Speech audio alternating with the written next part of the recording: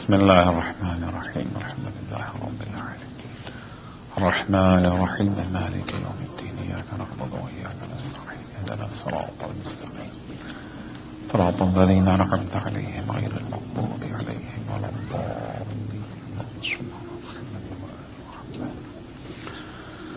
لا حول ولا قوة إلا بالله العلي العظيم. أعوذ بالله من الشيطان اللعين الرجيم. بسم الله الرحمن الرحيم. الحمد لله والصلاة والسلام على رسول الله وعلى آله آل الله لا سيما بقية الله ولعنة الله على أعدائهم أعداء الله من يومنا هذا إلى لقاء الله. أما بعد فقد قال الله وتعاونوا على البر والتقوى ولا تعاونوا على الإثم والعدوان واتقوا الله ان اللہ شدید العقاب. صلوات پڑھیں گے محمد و آل محمد.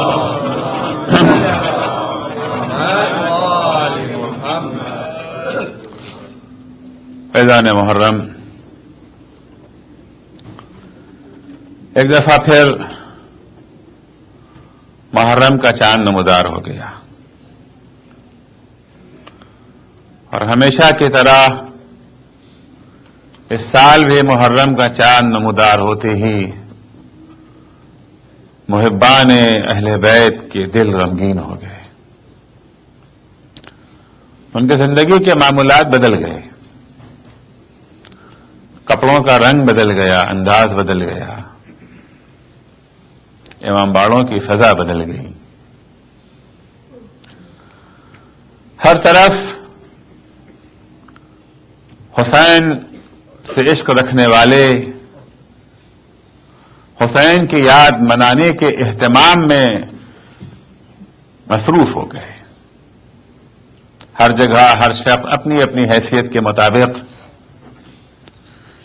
اس یاد کو زندہ کرنے کی کوشش کر رہا ہے. ائمہ اطہار علیہ السلام نے سن 61 ہجری ہی سے اس یاد کو منانے کا اہتمام شروع کر دیا تھا. بلکہ میں یوں کہوں تو زیادہ مناسب ہوگا کہ حسین کی عزاداری کا اہتمام خود پیغمبر اسلام نے اپنی حیات میں کر دیا تھا. عزاداری کا آغاز تو شہادت حسین سے پہلے ہی ہو گیا تھا. پیغمبر نے اپنی زندگی میں حسین کی عزا منعقد کی.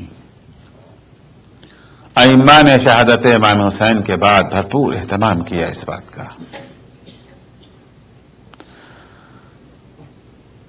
جہاں چاہنے والوں نے، دوستوں نے اس یاد کو باقی رکھنے کی انتھک کوشش کی، وہیں دشمنوں نے اسے مٹانے کی انتھک کوشش کی. تاریخ اسلام کا کوئی واقعہ ایسا نہیں ہے جو مخالفت اور موافقت کا میدان اس طرح سے بن گیا ہو کہ ایک جماعت، ایک گروہ اسے باقی رکھنے کے لیے کوشاں، دوسرا گروہ اسے مٹانے کے در پہ. اگر کچھ مشابہت ہے اس واقعے سے تو وہ ہے واقعہ غدیر. واقعہ غدیر بھی انہی واقعات میں سے ہے کہ جہاں ائمہ طاہرین اور ان کے پیرو افراد نے اس یاد کو باقی رکھنے کی کوشش کی، وہیں دوسروں نے یا انکار کرنے کی کوشش کی یا اسے بے اہمیت ثابت کرنے کی کوشش کی. ورنہ عالم اسلام میں بہت سے واقعات رونما ہوئے ہیں، کسی واقعے کو اتنی اہمیت اور اتنی عظمت نہ مل سکی. شاید معاویہ، یزید اور بنی امیہ نے یہ سوچا بھی نہیں تھا کہ واقعہ کربلا اس طرح سے انہیں جو ہے ذلیل و رسوا کر دے گا. شاید انہوں نے تصور بھی نہ کیا تھا کہ واقعہ کربلا یہ عظیم المیہ اس طرح سے ان کی شکست و رسوائی کا سبب بنے گا. انہوں نے اپنے زعم ناقص میں حسین کو کربلا میں شکست دے دی تھی، لیکن وہ شکست ہی ان کی شکست کا باعث بنی. انہوں نے اپنے خیال میں اہل بیت اطہار کو اسیر کر کے دربدر پھرا کر کے انہیں جو ہے ذلیل و رسوا کرنا چاہا تھا، لیکن یہ اسیری ان کی رسوائی کا سبب بن گئی. عزاداری ایک اہم فریضہ ہے، عزاداری صرف ایک رسم نہیں ہے، عزاداری ایک اہم شرعی فریضہ ہے، اور ہر شرعی فریضے کی طرح عزاداری کے بھی کچھ اصول ہیں، کچھ قوانین ہیں، کچھ ضوابط ہیں.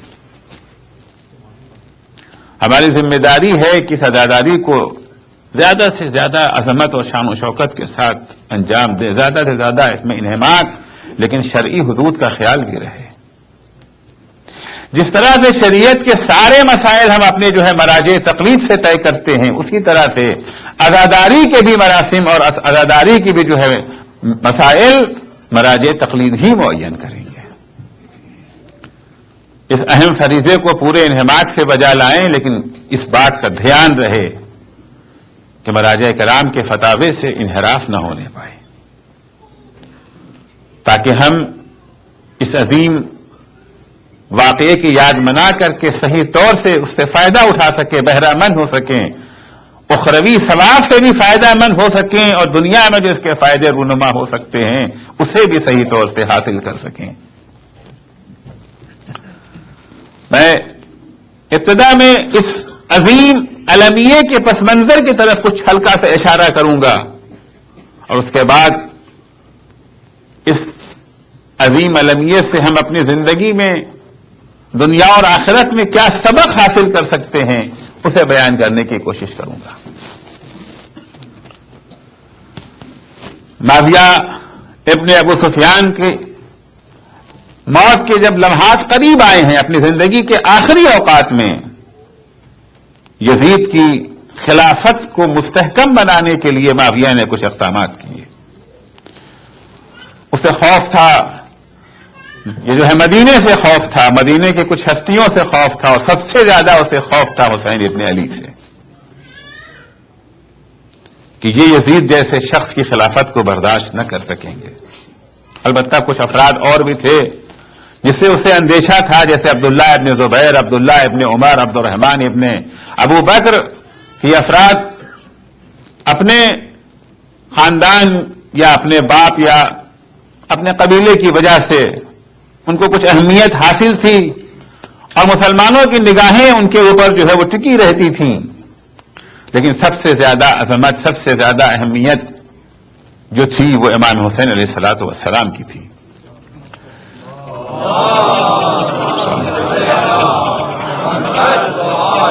چنانچہ معاویہ یہ جو ہے مدینے آیا، اور مدینے آنے کے بعد تمام اہم شخصیتوں کو اکٹھا کرتا ہے. اکٹھا کرنے کے بعد بڑی بے شرمی کے ساتھ، بڑی بے حیائی کے ساتھ منبر پہ آ کر یزید کی مدح و ثنا کرتا ہے، قصیدہ خوانی کرتا ہے کہ ان میں یہ کمالات ہیں، ان میں یہ فضائل ہیں، ان میں یہ فضائل ہیں، لہذا بہتر ہے کہ آپ انہیں خلیفہ کے طور پر انتخاب کر لیں. کہ وہیں پر امام حسین کھڑے ہو جاتے ہیں اور معاویہ کو خطاب کر کے کہتے ہیں کہ تو جھوٹ بول رہا ہے. اگر تجھے یزید کی بیعت لینا ہے تو یزید کا اصلی چہرہ کیوں نہیں پیش کرتا؟ کیوں نہیں کہتا کہ یزید شرابی ہے؟ کیوں نہیں کہتا کہ یزید لہو و لعب میں مبتلا ایک فاسق و فاجر انسان ہے؟ حقیقت بیان کرنے کے بعد پھر تقاضۂ بیعت کیوں نہیں کرتا؟ عام طور سے باطل حکومتیں جو حربیں استعمال کرتی ہیں ان میں ایک حربہ ہے تحمیق کا حربہ، دوسرا ہے تہدید کا حربہ، تیسرے یہ جو ہے فریب، خدا اور فریب، دھوکہ، تحمیق، یعنی لوگوں کو جو ہے غفلت میں رکھنا، ان کے مذہبی جذبات سے کھلواڑ کرنا، مذہب کے واقعی اصول سے ناآشنا رکھ کر کے مذہب کے انہی اصولوں کے اوپر نقاب ڈال کر کے، نقاب اور غلاف جو ہے ان اصولوں کا ہوتا ہے لیکن اس کے پیچھے جو چیزیں چھپی ہوتی ہیں ان اصولوں کے خلاف باتیں چھپی ہوئی ہوتی ہیں۔ وہ ایک شرابی کو، ایک فاسق کو، ایک فاجر کو خلیفۃ یہ جو ہے مسلمین بنا کر کے پیش کر رہا ہے، مسلمانوں کا حکمراں بنا کے، وہ جانتا ہے کہ مسلمانوں کا ضمیر ابھی اتنا جو ہے مردہ نہیں ہو چکا ہے، یہ ایک فاسق و فاجر اور شرابی علی الاعلان فسق کرنے والے کو خلیفہ کے طور پر قبول کر لیں، لہذا وہ اس کی اصل حقیقت بیان کرنے سے یہ جو ہے گریز کرتا ہے۔ امام کھڑے ہو جاتے ہیں، پہلے اس کی اصل حقیقت بیان کر، اس کے بعد اس کے لیے خلافت کا جو ہے مطالبہ کر۔ معاویہ ناکام ہو گیا مدینے سے بیعت لینے میں، بیعت نہیں مل سکی، ناکام معاویہ واپس جاتا ہے، کچھ دنوں کے بعد اس کا انتقال ہو گیا، واصل جہنم ہوا معاویہ۔ یزید نے معاویہ کے مرتے ہی خط لکھا مدینے کے گورنر ولید ابن عتبہ کو، خط لکھتا ہے اسے کہ معاویہ کا انتقال ہو چکا ہے، بیعت لے لو، 3-4 نام لکھتا ہے، عبداللہ ابن عمر، عبداللہ ابن زبیر، عبد الرحمن ابن ابو بکر، لیکن اس میں امام حسین کا نام سر فہرست ہے۔ وَخُذِ الْحُسَيْنَ أَخْذًا شَدِيدًا، اوروں کے پرواہ اسے اتنی نہیں ہے ان کی بھی اہمیت عالم اسلام، ان کے بھی ماننے والے ہیں، ان کے بھی طرفدار ہیں۔ یہ جو زبیر کے بلبوتے عبداللہ ابن زبیر کا ایک نام ہے، خلیفہ ثانی کے بلبوتے عبداللہ ابن عمر کی بھی پہچان ہے، خلیفہ اول کی وجہ سے عبد الرحمن ابن ابو بکر کا بھی ایک مقام ہے، لیکن جو مقام، جو حیثیت، جو شخصیت حسین کی ہے وہ شخصیت کسی کی نہیں ہے۔ حسین نے اگر مان لیا تو گویا سب نے مان لیا، پھر یزید کی خلافت میں کوئی چیز آڑے نہیں آ سکتی ہے۔ دشمن بھی جانتا ہے کہ حسین کی تصدیق یعنی دین کی تصدیق، یعنی اسلام کی تصدیق، یعنی قرآن کی تصدیق، یعنی پیغمبر کی تصدیق۔ خذ الحسین اخذا شدیدا، ولی طلب کرتا ہے امام حسین کو، تشریف لائے امام حسین دارالامارہ میں۔ ولید نے قصہ بیان کیا کہ ایسے ایسے معاویہ کا انتقال ہو گیا ہے، یزید خلیفہ بنا ہے، تقاضۂ بیعت کیا ہے۔ امام حسین کہتے ہیں تم اس وقت کیوں ہم سے بیعت لینا چاہتے ہو؟ مقصد کیا ہے تمہارا؟ تم بیعت اس لیے لینا چاہتے ہو نا کہ ہم سے بیعت لے کر کے یہ ثابت کرنا چاہتے ہو امت اسلامیہ کے سامنے کہ یزید کی خلافت برحق ہے کیونکہ حسین نے بیعت کر لی۔ لوگوں کو جو ہے وہ دکھانے ہی کے لیے تو بیعت لینا چاہتے ہو، تو لوگوں کو دکھانے کے اگر بیعت لینا چاہتے تو رات کی تاریکی میں بیعت لینے کا کیا فائدہ؟ صبح ہونے دو، آنا مسجد النبی میں، وہاں تقاضۂ بیعت سب کے سامنے ہی کرنا۔ مروان بیٹھا ہوا تھا، مروان ابن حکم گورنر رہ چکا ہے سابقاً، یہ جو ہے مدینے کا معاویہ کے زمانے میں۔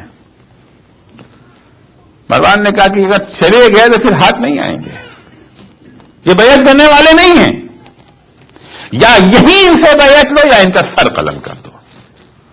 یہ وہ مقام تھا جہاں سرکار سید الشہداء کو جلال آ جاتا، ایک دفعہ خطاب کر کے کہتے ہیں اتحددنی یا ابن زرقا تقتلنی ام ہوا، دھمکی دے رہا ہے، ڈرا رہا ہے، تجھ میں جرأت ہے مجھے قتل کرنے کی یا اس میں جرأت ہے؟ اس کے بعد امام نے جو جواب دیا ہے، ایھا الامیر، خطاب کرتے ہیں بولے ایھا الامیر ان اہل بیت النبوہ ومعدن الرسالہ ومختلف الملائکہ بنا فتح اللہ وبنا ختم اللہ. اب یہاں امام دو اشخاص کی جنگ کا نقشہ نہیں پیش کر رہے ہیں، دو مکتب فکر، دو یہ جو ہے نظریہ. اب مسئلہ حسین اور یزید کا صرف نہیں رہ گیا ہے. ایک طرف نظام حق ہے، ایک طرف نظام باطل، ایک طرف وہ نظام ہے جو خدا کا تابع ہے، ایک طرف وہ نظام ہے جو شیطان کا تابع ہے. قیامت تک کے لیے حسین ایک معیار معین کر رہے ہیں. ایھا الامیر ان اہل بیت النبوہ، تو کس سے بیعت مانگ رہا ہے؟ کس سے طلبگار بیعت ہے؟ ہم خاندان نبوت سے تعلق رکھتے ہیں. وہ معدن الرسالہ، مخزن رسالت ہمارے یہاں ہے. وہ مختلف الملائکہ، ملائکہ کی رفت و آمد تو ہمارے ہی گھر میں تھی. ہر کام کی ابتدا خدا نے ہم سے کی، ہر کام کی انتہا بھی ہم سے ہے. یعنی ہم وہ ہیں جو خدا سے جڑے ہوئے ہیں، ہم وہ ہیں جو خدا سے وابستہ ہیں. ایک طرف محاذ حق ہے، محاذ الہی ہے، خدا پرستوں کا محاذ ہے، ان لوگوں کا محاذ ہے جو ہر حال میں خدا کے تابع ہیں. دوسری طرف کون ہے؟ شیطان کا نظام ہے. وہ یزید رجل فاسق شارب الخمر قاتل نفس المحرمہ معلن بالفسق. دوسری طرف کون ہے؟ یزید. کون ہے یزید؟ یزید وہ شخص ہے جو کہ فاسق ہے. نمونہ فسق کا پیش کرتے. شارب الخمر، شرابی ہے یزید. قاتل النفس المحرمہ، محترم بے گناہ انسانوں کا قاتل ہے یزید. معلن بالفسق، فسق بھی کرتا ہے کھلم کھلا علی الاعلان. دو طرح کے کچھ لوگ گناہ چھپ کے کرتے ہیں، کچھ وہ ہیں جو علی الاعلان گناہ کرتے، خدا کو چیلنج کر کے گناہ کرتے ہیں. معلن بالفسق مثلی لا یبایع مثلہ، مجھ جیسا نظام حق کا پیرو، محاذ حق کا طرفدار، حق کا نمائندہ، لا یبایع مثلہ، وہ شیطانی نمائندے کی ہرگز بیعت نہیں کر سکتا. اب حسین اس کو شخصی مسئلہ نہیں قرار دے رہے کہ حسین یزید کی بیعت نہیں، میں یزید کی بیعت نہیں، مینس مجھ جیسا. یعنی قیامت تک جب کبھی مجھ جیسے افراد آتے رہیں گے کبھی بھی یزید جیسوں کی بیعت نہیں کر سکتے.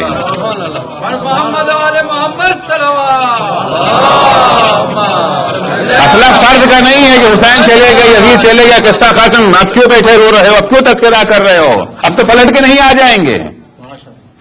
مسئلہ اگر صرف یزید کا ہوتا ہے، مسئلہ اگر صرف حسین کا ہوتا ہے تو شاید آپ کی یہ بات مان لیتے. مثل حسین اور مثل یہ جو ہے یزید کا مسئلہ ہے. دو یہ جو ہے نظاموں کا مسئلہ ہے، دو یہ جو ہے سسٹم کا مسئلہ ہے. تو تقاضۂ بیعت کر رہا ہے. ولیکن نسبح و تسبحون، صبح تو ہوگی، ہم بھی صبح کریں گے، تم بھی صبح کرو گے. ننظرو و تنظرون، ہم بھی دیکھیں گے، تم بھی دیکھو گے. آنا ملیام میں سب کے سامنے کہیں گے دیکھو ایک طرف نظام حق ہے، ایک طرف جو ہے نظام باطل ہے، ایک طرف وہ ہے جو اللہ کے سانچے میں ڈھلے ہوئے ہیں، جن کی چاہت وہی ہے جو اللہ کی چاہت ہے، جنہوں نے کبھی اپنی زندگی میں اللہ کی چاہت پر اپنی چاہت کو مقدم نہیں کیا. دوسری طرف وہ ہے جو شیطان کے پیرو ہیں، جو نفس کے غلام ہیں، جنہوں نے ہمیشہ اپنی چاہت کو خدا کی چاہت پر جو ہے مقدم رکھا ہے. مسلمانوں بتاؤ اینا احق بالبیعۃ والخلافہ. امام حسین یہاں پر یہ تو کہتے ہیں کہ مجھ جیسا یزید جیسے کی بیعت نہیں کرتا، لیکن یہ نہیں کہتے کہ میں خلیفہ ہوں مجھے حاکم بنا دو. یہ جو ہے مسلمانوں کے ضمیر پہ امام حسین چھوڑنا چاہتے ہیں. معاویہ سے بھی یہی کہا تھا حقیقت کو بیان کر دے. یزید کون، حسین کون؟ حقیقت کو بیان کرنے کے بعد لوگوں سے پوچھو بتاؤ تم کسے چاہتے ہو، یزید کو چاہتے ہو یا حسین کو چاہتے ہو؟ اینا احق بالبیعۃ والخلافہ، ہم میں سے کون مستحق خلافت اور بیعت ہے؟ اس کے بعد وہ ساری چیزیں ہیں جو میں فی الحال نہیں بیان کرنا چاہتا. امام کی آواز بلند ہوئی اور جناب ابو الفضل عباس داخل ہوئے وہاں سے باہر آ گئے. اب اسی مروان سے ملاقات پھر ہوتی ہے. ساری گفتگو کر رہا ہوں یہ سمجھنے کے لیے کہ مسئلہ شخصی نہیں ہے کہ ٹھیک کربلا سن 61 ہجری میں وہ تمام ہو گئی. سال 2 سال 5 سال 10 سال رو لیے پیٹ لیے یاد منا لیا بات ختم ہو گئی. ہم کسی دوسرے کے غم میں شریک ہونے نہیں آئے ہیں. ہوتا ہے نا فلاں کے والد کا 40واں ہے, فلاں کی ماں کی یہ جو ہے برسی ہے, فلاں کا سیوم ہے. نہیں, ہم یہ سارا واقعہ ہمارا اپنا ہے, غیر کا نہیں ہے. ملاقات ہوتی ہے مروان سے, نصیحت کرتا ہے مروان امام کو, وہاں پر تو لہجہ دھمکی کا تھا. اب خیر خواہی کہ دیکھیے بہتری آپ کی اسی میں آپ کے فائدے کے لیے کہہ رہا ہوں. آپ کے ہوتے ہیں نا کہ لالچ اور دھمکیاں, دھمکی سے تو کام نہیں چلا. اب اس کے بعد تطمیع, ہم آپ کے فائدے کے لیے کہہ رہے ہیں, خامخواہ آپ کیوں اپنے کو وہمت میں ڈال رہے ہیں؟ پتا ہے کہ بھائی یزید وغیرہ کس طرح کے افراد ہیں, بہتری اسی میں ہے. امت یہ جو ہے مسلمہ کا فائدہ اسی میں ہے. آپس میں اختلاف و انتشار لڑائی جھگڑے سے کیا فائدہ, کیا ملے گا؟ آئیے آ کر کے بیعت کر کے قصہ ختم کر دیجئے. امام السلام جو جواب دیتے ہیں اسے فرماتے ہیں انا للہ و انا الیہ راجعون. عام طور سے جملہ ہم کہاں استعمال کرتے ہیں؟ کسی چیز کے خاتمے پر کرتے ہیں, کسی چیز کے پایان پہ. فلاں صاحب کی زندگی ختم ہو گئی, مر گئے, انا للہ و انا الیہ راجعون. انا للہ و انا الیہ راجعون وعلی الاسلام السلام اذ قد بنیت الامت براع مثل یزید. تو مجھ سے تقاضا کرتا کہ میں یزید کی بیعت کر لوں, یزید کی بیعت کر کے اپنی جان بچا لوں, اپنے عزیز و اقارب کی جان بچا لوں, اپنے کو زحمتوں سے بچا لوں. تو سمجھتا کیا ہے؟ یزید کی بیعت کا معنی صرف کسی حکومت کو تسلیم نہیں کر لینا ہے. یزید کی حکومت کا معنی اسلام کا فاتحہ پڑھ لینا. اگر امت یزید جیسے حاکم کی حکومت کو قبول کر لیتی ہے تو گویا اسلام ختم, اسلام کا فاتحہ پڑھ لو. اس کے بعد امام فرماتے لقد سمعت جدی رسول اللہ یقول الخلافۃ محرمۃ علی آل ابی سفیان وَإِذَا رَأَيْتُمْ مَعَوِيَ عَلَى مِنبَرِ فَابْقِرُوا بَطْنَهُ. پیغمبر کا حکم ہے, پیغمبر کی حدیث ہے کہ خلافت آل ابو سفیان پر حرام ہے. یزید کی بیعت کر لینا یعنی پیغمبر کی جو ہے مخالفت, پیغمبر کی نافرمانی, خدا کی نافرمانی. خلافت آل ابو سفیان پر حرام ہے. دیکھو اگر کبھی معاویہ کے جو ہے منبر کو دیکھ لینا, یعنی اگر تم اقتدار معاویہ کے ہاتھ میں دیکھ لو کہ معاویہ حاکم امت اسلامی بن چکا ہے, فَابْقِرُوا بَطْنَهُ, اس کا پیٹ چیر ڈالو. فقد رأوه أهل المدينة على المنبر فلم يبتروا فابتلاه الله بيزيد الفاسق. مدینے والوں نے یہ معاویہ کو منبر پیغمبر پر دیکھا مگر خاموش بیٹھے رہے. جو پیغمبر نے حکم دیا تھا اس حکم پر عمل نہیں کیا. یاد رکھو دنیا دار عمل ہے, جو بو گے وہی کاٹو گے. فابتلاہم اللہ بیزید الفاسق. اگر معاویہ کی حکومت کو برداشت نہ کیا ہوتا تو اللہ انہیں یزید فاسق کی زندگی سے جو ہے مبتلا نہ کرتا. امام حسین جملہ کہہ کے قیامت تک کے لیے ہمیں درس دینا چاہتے ہیں. یہ مت سمجھ دینا کہ اگر تم ایک ظالم کی حکومت کو تم نے برداشت کر لیا, تحمل کر لیا, ڈر کے مارے, لالچ کے مارے, اگر فلاں کریں گے فلاں چیز چھن جائے گی, فلاں کریں گے یوں مارے جائیں گے, قید کر دیے جائیں گے, اسیر کر لیے جائیں گے, تو تم کیا سمجھ تم بچ جاؤ گے؟ ایک خطرے سے بچنے کے لیے اگر تم نے غلط حکمراں کو تسلیم کر لیا تو تم اس سے زیادہ بڑے خطرات کا شکار ہو جاؤ گے. اگر پیغمبر کی حدیث پہلے مدینہ نے عمل کر لیا ہوتا تو واقع ہررا پیش آتا. کیا حشر ہوا مدینے والوں کا, کیا حشر ہوا مدینے والوں کا کہ بیان کرتے ہوئے شرم آتی ہے. فابتلاہم اللہ بیزید الفاسق، اللہ نے انہیں جو ہے مبتلا کر دیا یزید فاسق کے ذریعے. تیسری ملاقات ہے عبداللہ ابن عمر سے. عبداللہ ابن عمر نے نصیحت کی.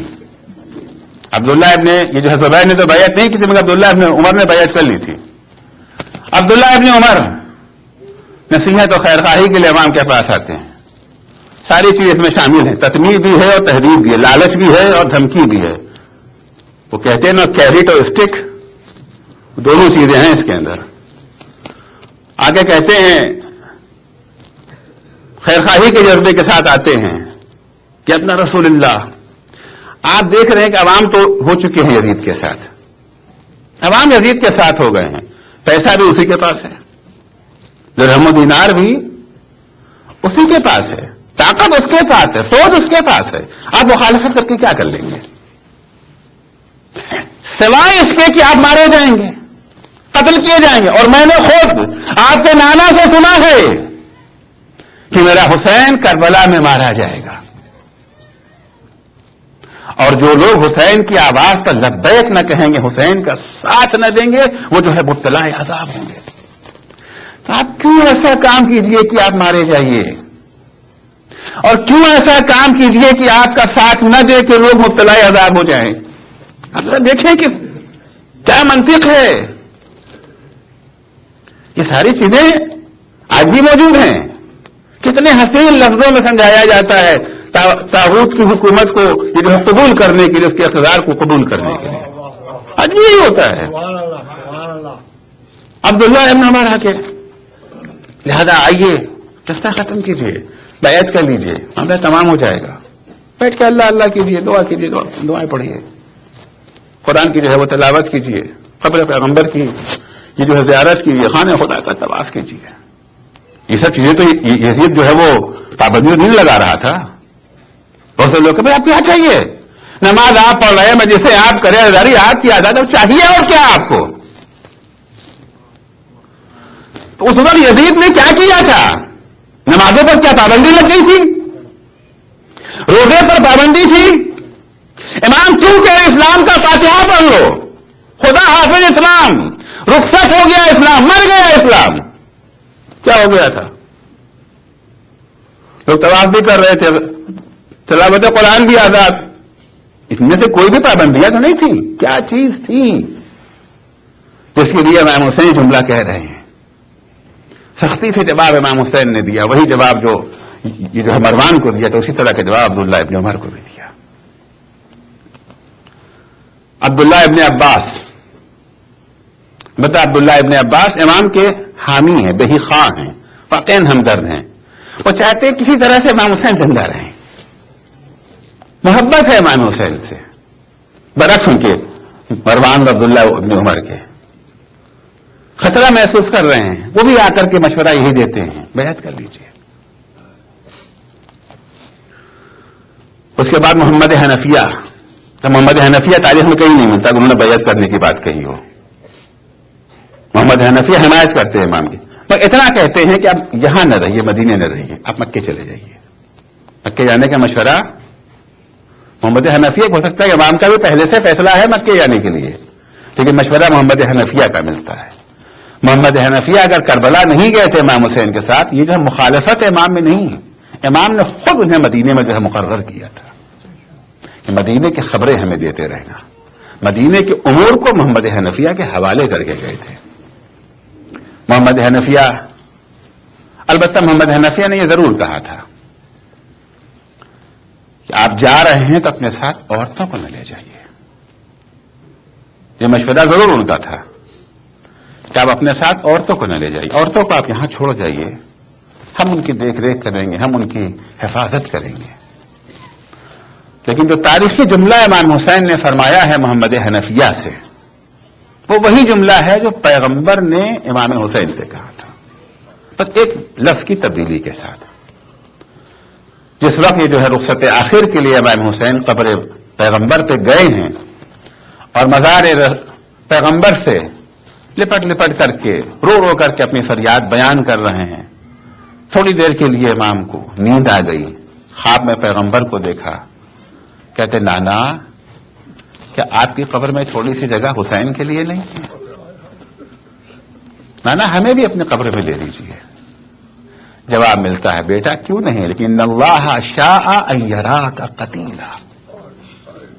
میرے لال نظام قدرت یہی ہے, نظام قدرت یہی ہے, مشیت الہی یہی ہے کہ تمہاری شہادت کے بغیر دین خدا نہیں بچے گا. دادا بیٹا تمہیں تو یہ سفر اختیار کرنا ہی پڑے گا.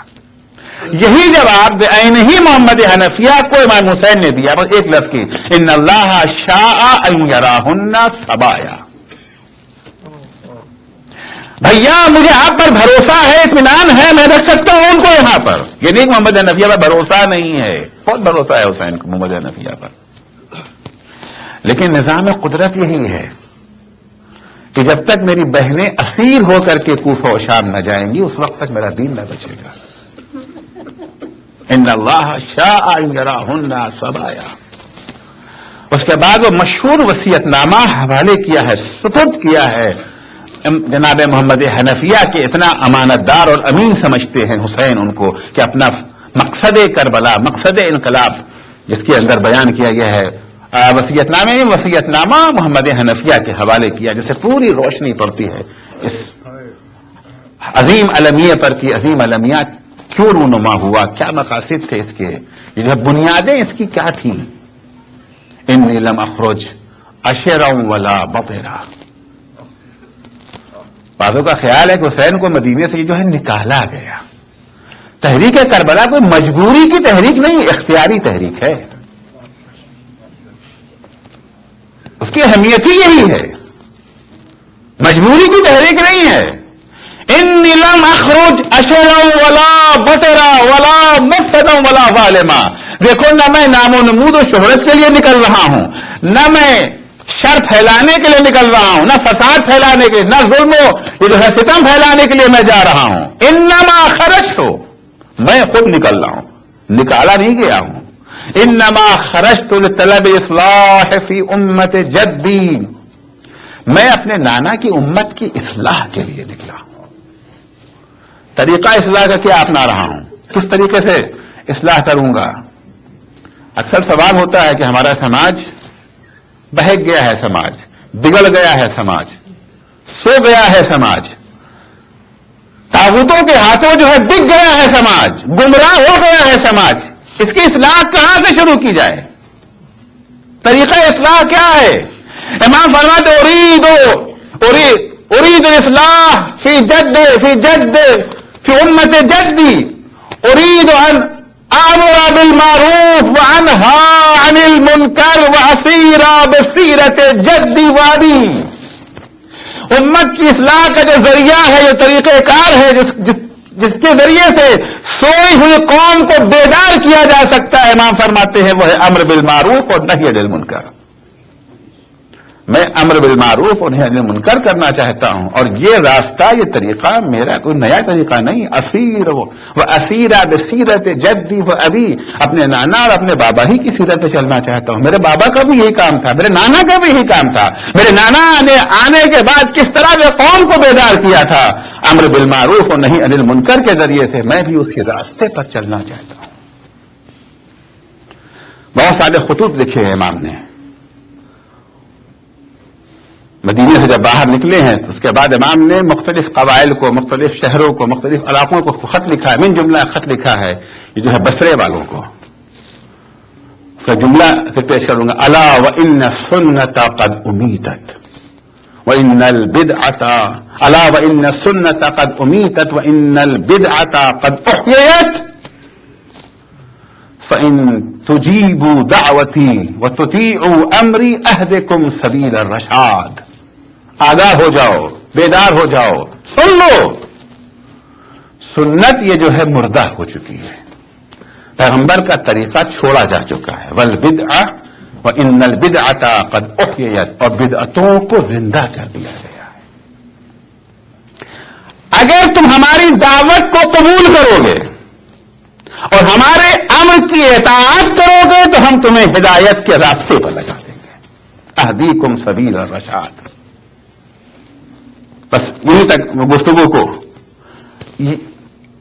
اس گفتگو میں اساس کربلا اور بنیاد کربلا کافی حد تک واضح ہو گئی.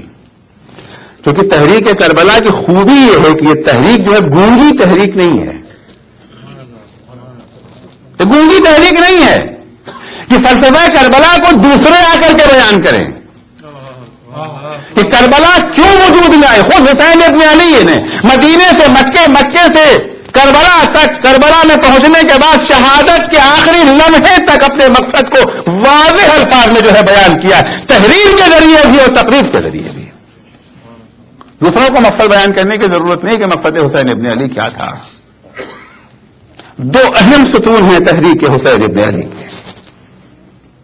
ایک یہ ہے کہ ہم ظلم کا ساتھ نہ دیں گے، عدم تعاون. دوسرا سرا ہے امر بالمعروف نہیں عن المنکر. دیکھیے دو چیزیں ہیں. ایک تو ہے کہ ہم بیعت نہیں کریں گے، ہم بیعت نہیں کریں گے، چپ چاپ گھر بیٹھ جائیں گے. نہیں صرف یہ نہیں کہ ہم بیعت نہیں کریں گے، ہم بیعت کریں گے بھی نہیں اور یزید کو حاکم بننے بھی نہیں دیں گے. دو جانتے ہیں، دو پہلو ہے.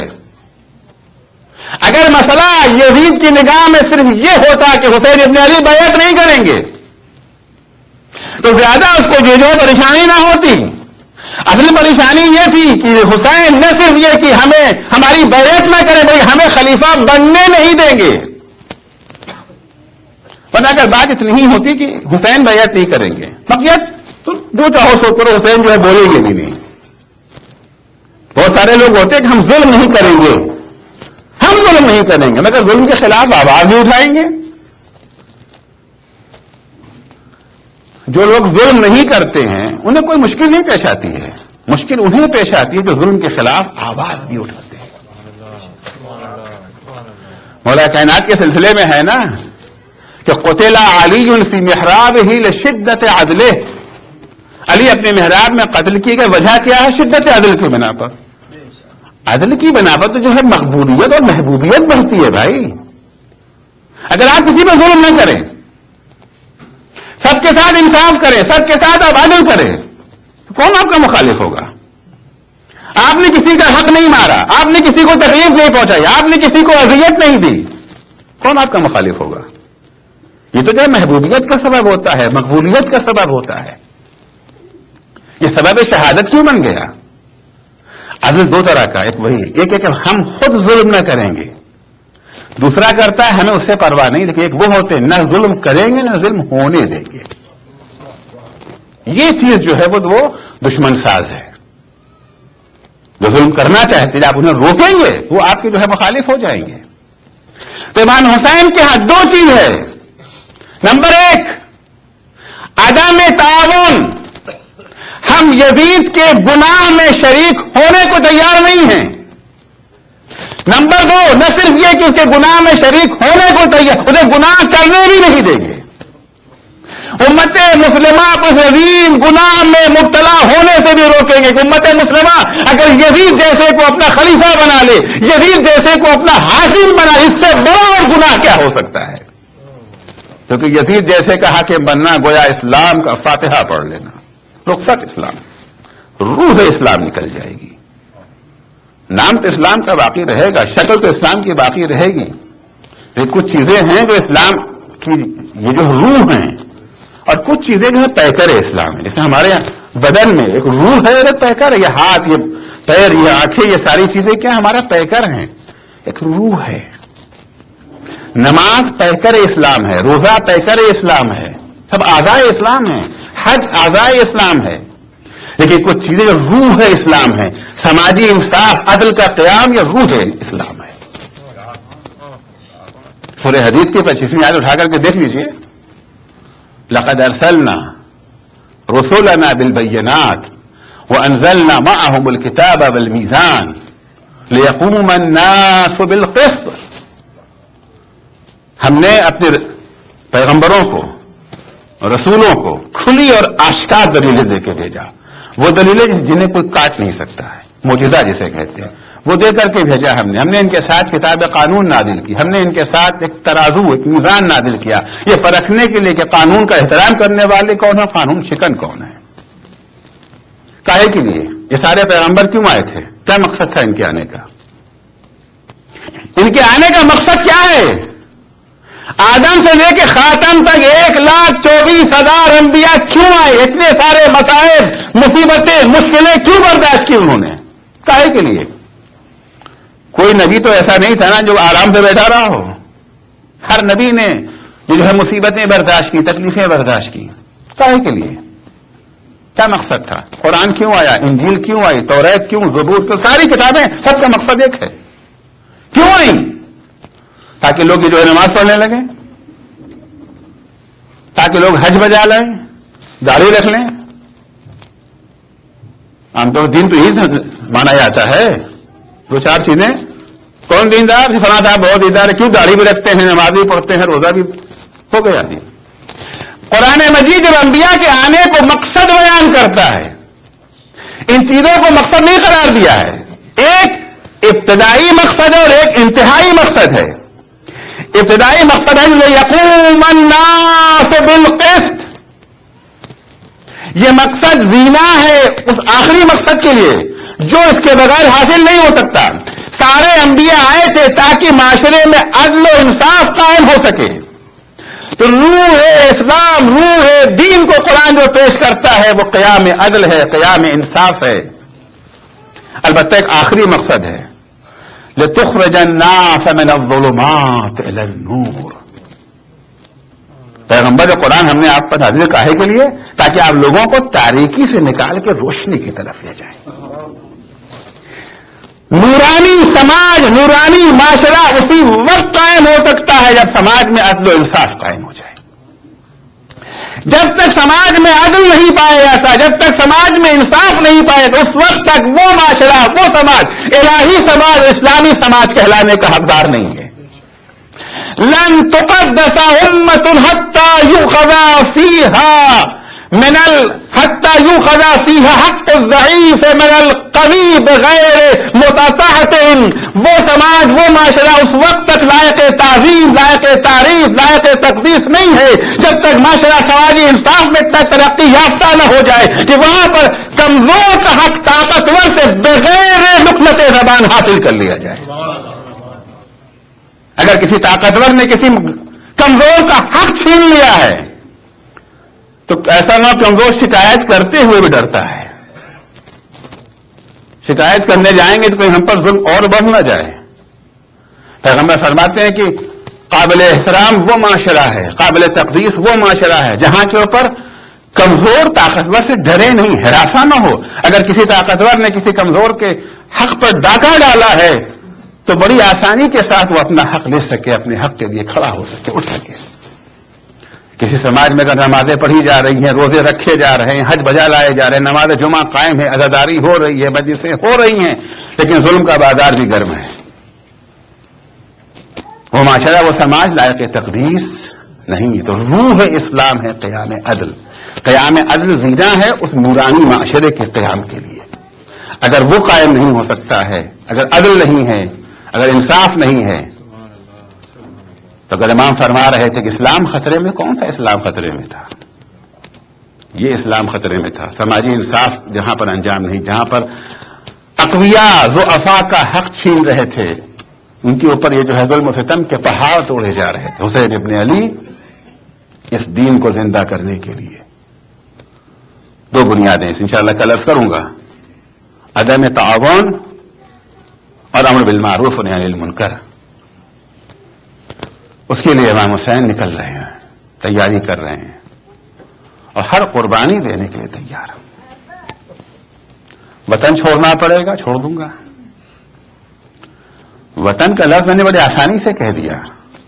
یہ ہمارے جو ہے وطن جیسا وطن حسین کے لیے نہیں ہے. مدینہ ایک معمولی وطن نہیں ہے. مزار ہے نانا کا اس وطن میں، ماں کی تربت ہے اس وطن میں، بھائی حسن کی قبر ہے اس وطن میں، بہت ساری یادیں اس وطن سے وابستہ ہیں.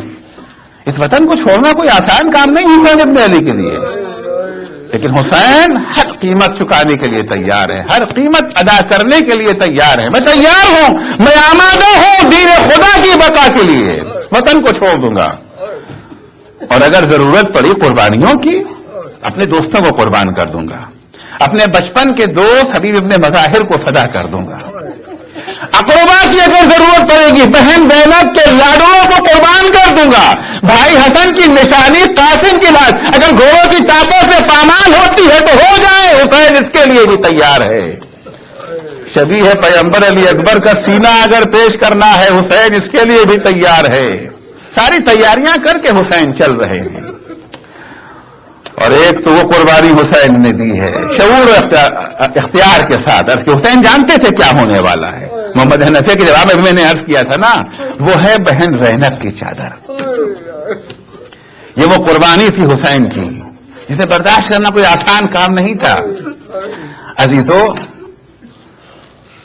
امام سجاد سے جب پوچھا گیا کہ مولا یہ بتائیے آپ پر سب سے بڑی مصیبت کہاں پڑی، ابھی تو امام نے کربلا کا تذکرہ نہیں کیا۔ ارے کربلا میں کوئی معمولی جو ہے مصیبتیں تو نہیں تھی، ایک سے بڑھ کر کے ایک مصیبت۔ نہ علی اکبر کے سینے کا تذکرہ کیا، نہ علی اصغر کے گلے کا تذکرہ کیا، نہ عباس کے بازو کا تذکرہ کیا، اور طرف کے میرا امام کہتا تھا شام شام شام، سب سے بڑی مصیبت مجھ پہ شام پر پڑی جب میری ماں بہنیں برائنا سر دشمنوں کے نلکے میں پھرائی جا رہی تھی۔ اجرکم اللہ۔ حسین ہر چیز کے لیے تیار ہو کر کے مدینے سے نکل رہے ہیں، رخصت آخر کے لیے نانی ام سلمہ کے پاس گئے ہیں۔ ام سلمہ کہتی بیٹا میں تمہیں جانے سے نہیں روکتی، لیکن بیٹا دیکھو کبھی عراق کا رخ نہ کرنا، کیونکہ میں نے تمہارے نانا سے سنا ہے کہ میرا حسین ارے کربلا کے میدان میں بھوکا اور پیاسا شہید کیا جائے گا۔ امام کہتے یا اماں، ارے نانی کیا آج یہ سمجھتی ہے کہ حسین اس سے باخبر نہیں ہے؟ خدا کی قسم میں جانتا ہوں مجھے کربلا میں بھوکا میں ہی نہیں میرے ننھے ننھے بچوں کو بھی ذبح کیا جائے گا۔ اے نانی اماں میں تو یہ بھی جانتا ہوں کہ میرے اہل حرم کو اسیر کر کے در بدر پھرایا جائے گا، لیکن نانی اماں ارے کیا کروں، بقائے اسلام کے اس کے علاوہ کوئی دوسرا راستہ بھی نہیں ہے۔ پھر حسین کہتے اے نانی اماں کیا آپ اس مقام کی زیارت کرنا چاہتی ہیں، اس جگہ کو دیکھنا چاہتی ہیں؟ جناب ام سلمہ کہتی ہاں بیٹا، میں نے تمہارے نانا سے مقام کی بڑی فضیلت سنی ہے۔ ایک دفعہ حسین نے سرزمین کربلا کی طرف اشارہ کیا، ساری زمینیں پست ہوئی، کربلا کی زمین بلند ہو گئی۔ اے نانی اماں وہ جگہ دیکھ رہی ہے، یہی وہ مقام ہے جہاں انہوں محمد مارے جائیں گے۔ اے نانی اماں ارے وہ جگہ تو دیکھا آپ نے، یہی وہ جگہ ہے جہاں میرے بھیا حسن کی نشانی قاسم گھوڑے کی ٹاپوں سے اس کی لاش پامال ہوگی۔ نانی اماں وہاں پہ میرا اکبر مارا جائے گا۔ اے نانی اماں وہاں کھڑے ہو کر کے میں اپنے 6 ماہ کے بچے کے لیے پانی مانگوں گا، پانی کے بجائے ہرملا کا تیرے سے شعبت۔ اور نانی اماں وہ جو نشیب آپ کو نظر آ رہا ہے نا، ارے یہی وہ مقام ہے جہاں پہ حسین 3 دن کا بھوکا پیاسا شہید کیا جائے گا۔ السلام علیک یا ابا عبداللہ، الا لعنت اللہ علی القوم الظالمین، وسيعلم الذين ظلموا أي منقلب ينقلبون۔ بار الہ واسطہ ہے محمد والے محمد کا، ہماری اس مختصر سی عبادت کو قبول فرما۔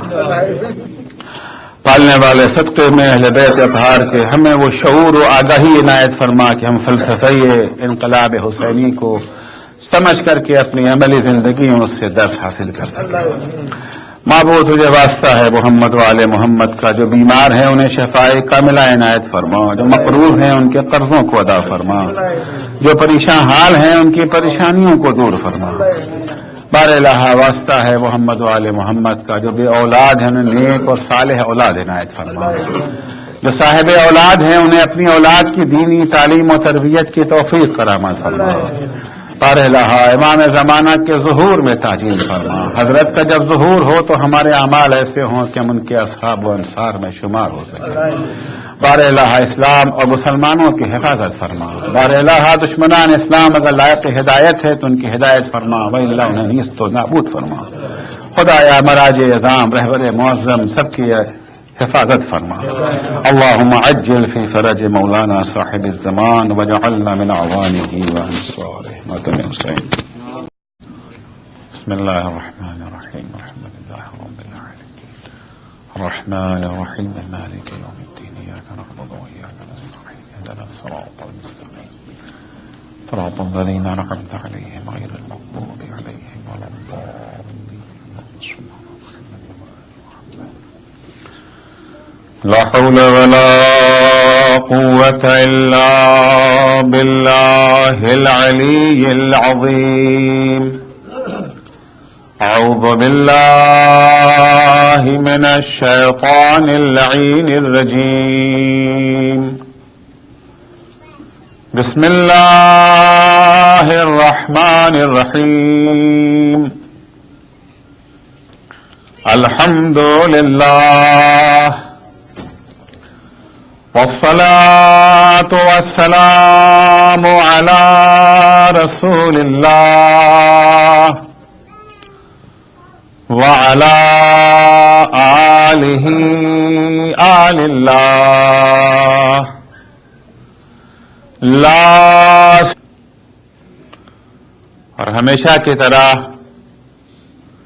اس سال بھی محرم کا چاند نمودار ہوتے ہی محبان اہل بیت کے دل رنگین ہو گئے. ان کی زندگی کے معمولات بدل گئے، کپڑوں کا رنگ بدل گیا، انداز بدل گیا، امام باڑوں کی فضا بدل گئی.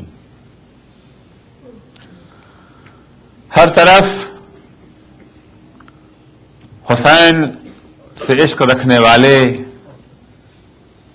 حسین کی یاد منانے کے اہتمام میں مصروف ہو گئے.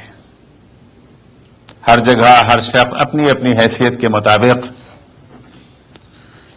اس یاد کو زندہ کرنے کی کوشش کر رہا ہے. ائمہ اطہار علیہم السلام نے سن 61 ہجری ہی سے اس یاد کو منانے کا اہتمام شروع کر دیا تھا.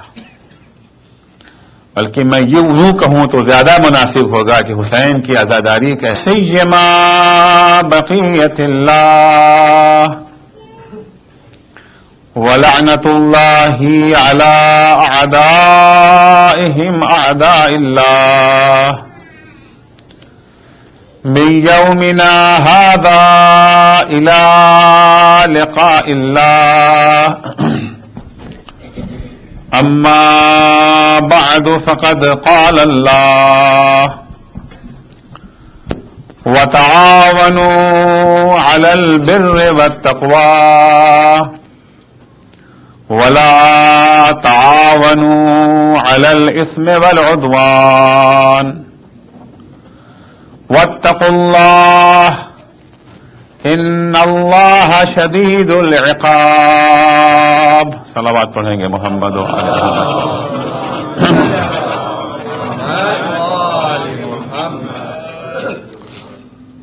فیضان محرم ایک دفعہ پھر محرم کا چاند نمودار ہو گیا. تمام خود پیغمبر اسلام نے اپنی حیات میں کر دیا تھا. عزاداری کا آغاز تو شہادت حسین سے پہلے ہی ہو گیا تھا. پیغمبر نے اپنی زندگی میں حسین کی عزا منعقد کی. ائمہ نے شہادت امام حسین کے بعد بھرپور اہتمام کیا اس بات کا. جہاں چاہنے والوں نے، دوستوں نے اس یاد کو باقی رکھنے کی انتھک کوشش کی، وہیں دشمنوں نے اسے مٹانے کی انتھک کوشش کی. تاریخ اسلام کا کوئی واقعہ ایسا نہیں ہے جو مخالفت اور موافقت کا میدان اس طرح سے بن گیا ہو کہ ایک جماعت، ایک گروہ اسے باقی رکھنے کے لیے کوشاں، دوسرا گروہ اسے مٹانے کے در پہ. اگر کچھ مشابہت ہے اس واقعے سے تو وہ ہے واقعہ غدیر. واقعہ غدیر بھی انہی واقعات میں سے ہے کہ جہاں ائمہ طاہرین اور ان کے پیرو افراد نے اس یاد کو باقی رکھنے کی کوشش کی، وہیں دوسروں نے یا انکار کرنے کی کوشش کی یا اسے بے اہمیت ثابت کرنے کی کوشش کی. ورنہ عالم اسلام میں بہت سے واقعات رونما ہوئے ہیں، کسی واقعے کو اتنی اہمیت اور اتنی عظمت نہ مل سکی. شاید معاویہ، یزید اور بنی امیہ نے یہ سوچا بھی نہیں تھا کہ واقعہ کربلا اس طرح سے انہیں جو ہے ذلیل و رسوا کر دے گا. شاید انہوں نے تصور بھی نہ کیا تھا کہ واقعہ کربلا یہ عظیم المیہ اس طرح سے ان کی شکست و رسوائی کا سبب بنے گا. انہوں نے اپنے زعم ناقص میں حسین کو کربلا میں شکست دے دی تھی، لیکن وہ شکست ہی ان کی شکست کا باعث بنی.